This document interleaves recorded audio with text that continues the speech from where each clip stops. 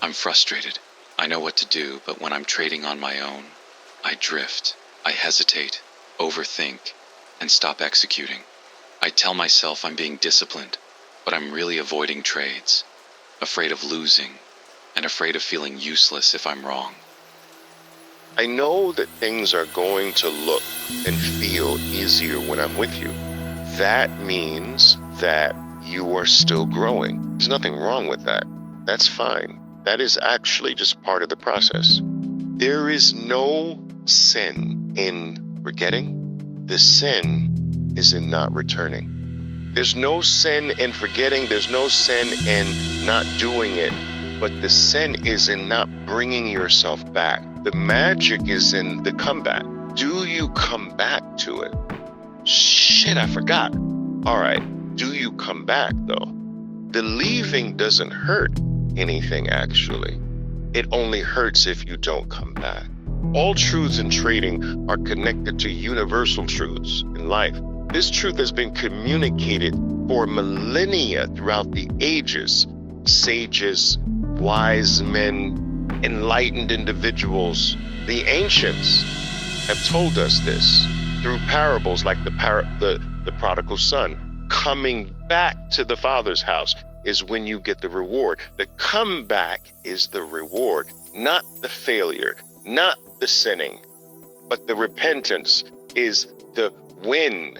And the one who doesn't fail, the one who doesn't mess up, the one who doesn't sin will never get the glory, will never get the ring.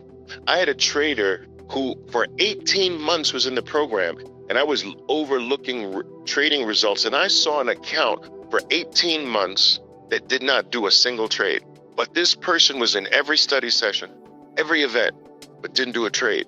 What progress was ever made? Do you understand that that is the highest form of ego? The fear that I have to get things so perfect because I don't want to ever experience a loss. That is ego. That's the highest form of ego. The problem is not that you forget. The problem is not that you mess up. The problem is not that you sin. The problem is if you do not recognize it and bring yourself back to correct it. It's the bringing yourself back that makes you higher the next time, better the next time. Mess up now.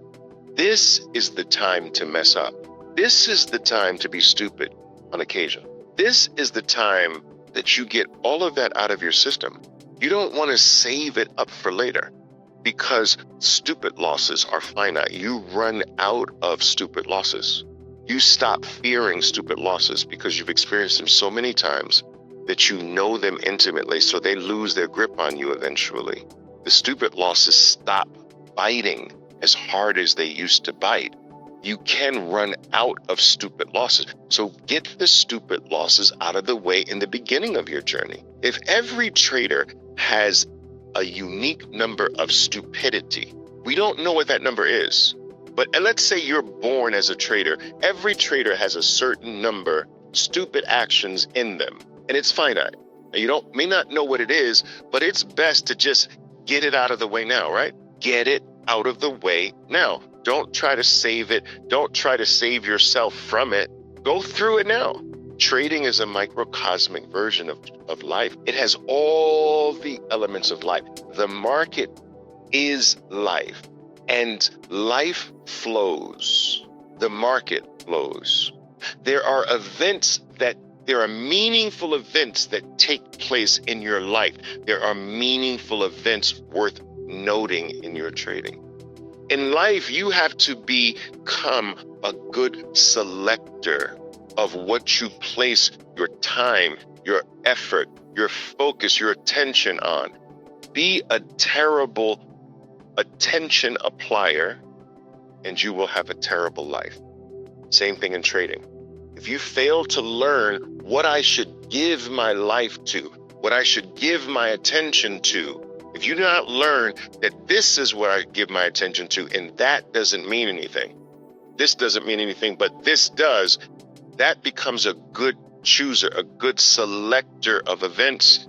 If you don't become that in life, you're going to have a bad life. If you don't become that in trading, you're going to be a bad trader. If you do not know how to protect yourself against disaster, you will experience disaster in life. If you do not learn how to protect yourself against disaster in your trades, you will experience disaster in your trades.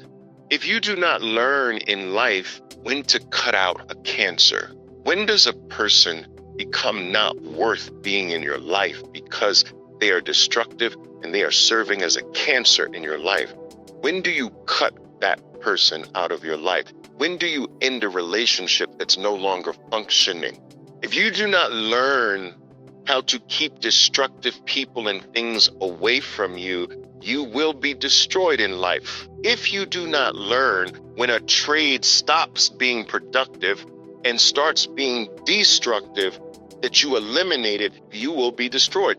Everything that you learn in trading applies to your life and vice versa. People have always said, along the way, you should always stop occasionally and do what? Smell the roses. What is that in trading? Along the way, you do what? Take a little taste. Take some profits. Take a little taste. Reward yourself. Do I ever tell you to take it all and run? That's not what I teach you. I teach you to smell the roses along the journey. It's a life lesson. It is impossible to become better at trading and not become better at life. It's impossible to become better at life and not become better at trading. It's all inextricably intertwined.